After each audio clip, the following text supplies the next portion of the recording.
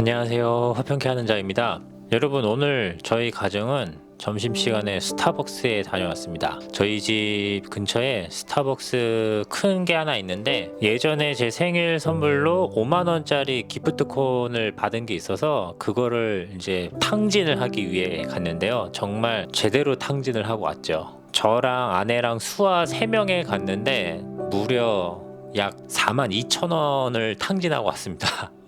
커피랑 뭐 음료랑 뭐 빵 좀 먹겠다고 막 집었는데 계산을 하고 와보니까 38,000원이 나온 거예요. 그래서 뭘 그렇게 많이 먹었나 싶었는데 뭐 또 스타벅스가 비싸지 않습니까? 그리고 이제 집에 올 때는 스타벅스 커피의 그 탄맛을 좋아해가지고 아메리카노 따뜻한 거를 하나 주문해서 집에 오니까 뭐 남은 돈이 뭐 8천 얼마인가 뭐 이렇게 남은 거죠. 아무튼 제대로 탕진을 하고 왔습니다. 덕분에 배불리 먹고 왔는데, 현금으로 4만 원짜리 점심이면은 더 맛있는 걸 먹었겠죠. 아무튼 뭐 선물 받은 거니까 아주 뜻깊게 잘 사용하고 오늘 점심을 먹었습니다.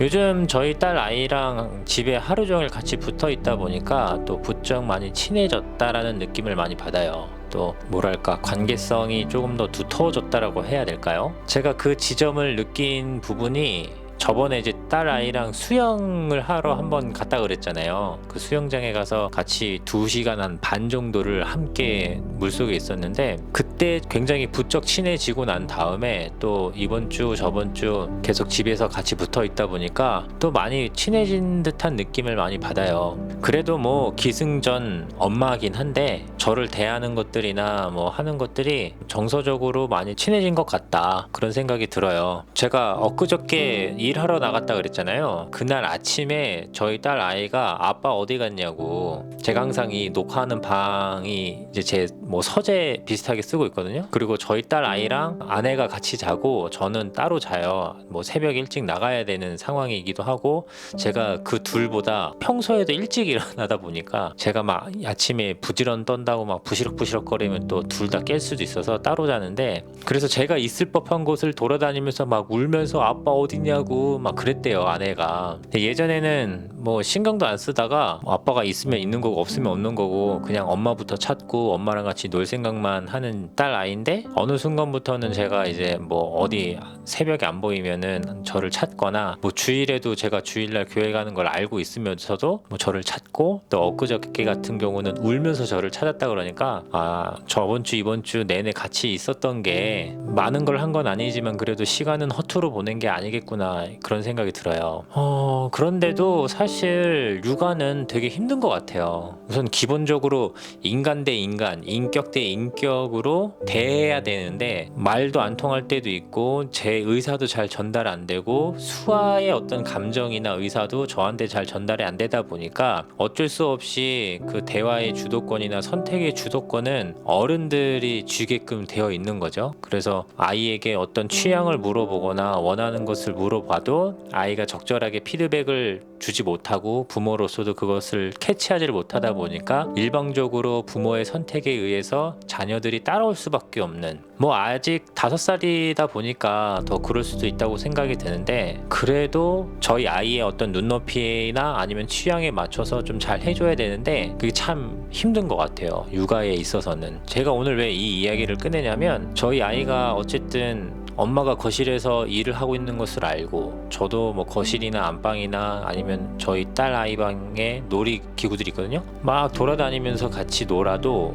어쨌든 아이는 엄마를 찾게 되더라고요. 그래서 아내가 컴퓨터로 이제 프로그램을 막 돌리면서 막 일을 하고 있는데도 아이는 어떻게든 엄마의 겨드랑이에 막 이렇게 집어넣어서 이제 막 안아달라 그러고, 뭐 책상에 이렇게 걸터 앉아가지고 이렇게 안고 있고, 아내는 고개를 삐딱하게 하면서 이제 컴퓨터 막 하고 있고. 그리고 저희 아이는 되게 스킨십 하는 걸 되게 좋아해요. 저희 부부가 저희 딸한테 많이 안아주고 뽀뽀도 많이 해주고, 또 저 같은 경우는 막 딸 아이를 막 들었다 놨다 하고 목마도 많이 태우고, 그래서 그런지 몰라도 어쨌든 웅겨붙고 치대는 걸 되게 좋아해서 틈만 나면 안아달라 그러고, 틈만 나면은 이렇게 같이 붙어 있으려고 하고 해가지고 아내는 되게 이제 곤란한 상황이 있는 거죠. 어떻게든 일을 빨리 해야 되는데.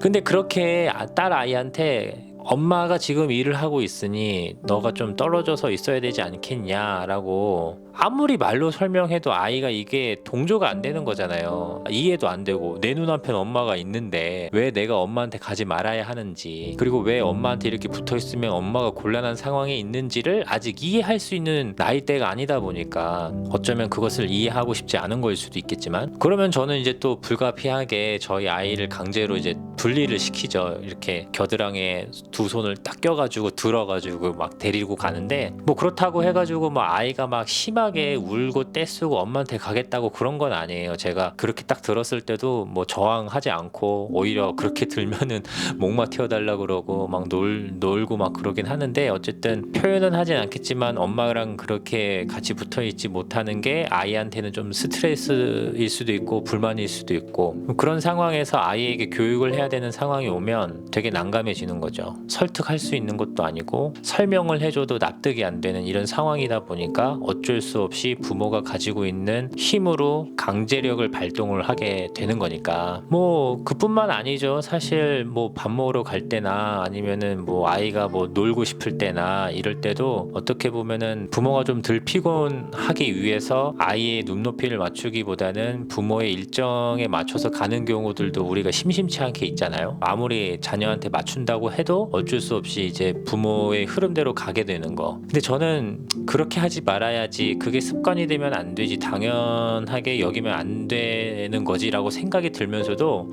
이게 쉽게 고쳐지지가 않아요. 뭐 자연스럽게 딸 아이가 나이가 먹고 의사 표현이 조금 더 자연스러워지고 감정 표현을 많이 하게 되면은 자연스럽게 저희 부부도 거기에 맞춰서 이렇게 움직이겠지만, 아직까지는 그런 것들이 아직 미숙한 나이다 보니까 아무리 이렇게 좀 맞춰주려고 해도 뭐 자연스럽게 부모의 주도권 영향 하에 움직이게 되는 거. 그래서 그런 부분이 참 육아를 할 때 요즘에 좀 큰 어려움, 아니면은 좀 어떻게 해결해야 될지 모르겠다라는 표현이 맞을까요? 그런 단계에 있는 것 같아요. 그래도 저희 딸 아이가 시간이 흐르면 흐를수록 뭐 말하는 거나 행동하는 것들이 확실히 부모들이랑 많이 있다 보니까 조금씩 늘고 있는 것 같아요. 특히 이번 주 저번 주 같이 많이 또 붙어 있는 시간이 많다 보니까 오늘 아내가 저희 딸이 말이 좀 많이 는 것 같다고, 저도 요즘 좀 그런 걸 많이 느끼고 있거든요. 저희 딸 아이가 굉장히 주의가 산만하고 이제 다른 아이들보다 이 발달이 조금 느려요. 언어 이런 쪽이, 사회성이랑.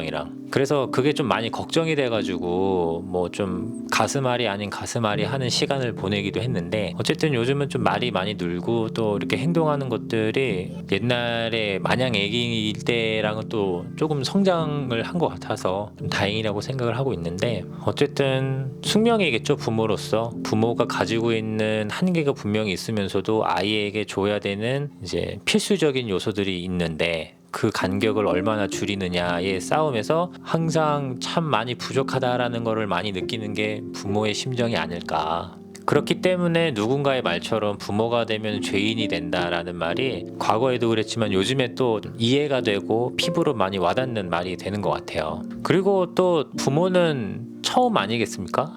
과거로부터 부모가 되기 위해서 교육을 받거나 훈련받는 것도 아니고, 아니면은 부모로서의 역할을 한번 해본 것도 아닌데. 좋아. 좋아. 아빠 뭐해? 아빠 영상 찍어. 좋아. 좋아. 머리 이렇게 머리 가서 엄마가 커준대. 그래, 엄마한테 머리 해달라 그래. 좀 이따 만나. 보셨죠? 네, 저희 딸 아이가 이제 불쑥불쑥 들어오고요. 굉장히 산만한 친구입니다. 어디까지 얘기했죠? 또 흐름이 끊겨가지고. 아무튼 뭐 부모로서 뭐 매년 매일이 항상 새로운 날이잖아요. 한 번도 경험해 본 적이 없던 일이니까. 저희 아이가 4살이 됐을 때도 그랬고 5살이 됐을 때도 그랬고, 내년에 6살이 되면 또 6살 된 저희 딸 아이와 매일의 시간이 처음이니까. 그래서 매일매일을 배우고 또 매일매일 실패를 하고 또 매일매일의 어떤 뼈를 깎는 시간들을 통해서 그렇게 부모가 되면 어느 날부턴가 저희 부부의 영향력 밖으로 밀려나겠죠. 이제는 자기 스스로 결정을 해야 하는 시기가 올 텐데 그때 되면 또 좀 섭섭해지겠죠. 뭐 벌써부터 또 이런 쓰잘데기 없는 잡념에 빠져가지고 또 생각을 하는데요. 아무튼 저희 딸 아이랑 조금 더 재밌게 놀아줘야 되는데 제가 또 그런 재주는 없어가지고 뭐 딸 아이한테 좀 많이 미안하죠. 아마 내일까지 좀 같이 있고 금요일에는 이제 또 일을 시작을 해야 될 것 같으니까 또 내일은 비가 안 오면은 좀 밖에 나가서 공원도 산책하고 맛있는 것도 있으면 같이 좀 사 먹고 해야 될 텐데 뭐 내일 또 봐가면서 해야겠죠. 오늘 영상은 여기까지고요. 내일도 재밌는 이야기, 좋은 이야기들을 준비해서 내일 이 시간에 찾아뵙도록 하겠습니다. 샬롬.